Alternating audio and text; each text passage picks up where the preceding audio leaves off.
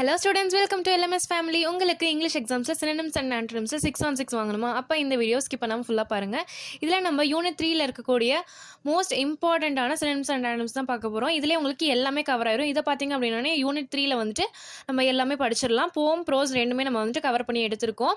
Synonyms பார்த்திங்க அப்படின்னா circumnavigate, travel around, indigenously, naturally or innately, consonance, agreement, skipper, captain, expedition, journey or voyage, replenishment, restoration, apprehensive, anxious, contention, argument, auxiliary, additional, anticipate, expect, golgapas, panipuri, morale, confidence, bioluminescence, biolight, innate, inborn or natural, stake, risk, persistence, determination, moans, grieves, groans, complaints.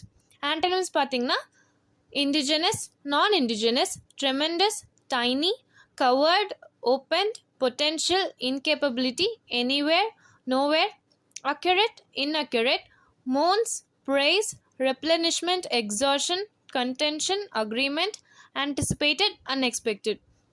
Okay students, இது உங்களுக்கு ஹெல்ப்ஃபுல்லாக இருக்கும்னு நினைக்கிறேன். இதே மாதிரி உங்களுக்கு next 4 யூனிட்ஸ்க்கு வேணும் அப்படின்னா கமெண்ட் செக்ஷனில் எஸ்ன்னு லீவ் பண்ணுங்கள்.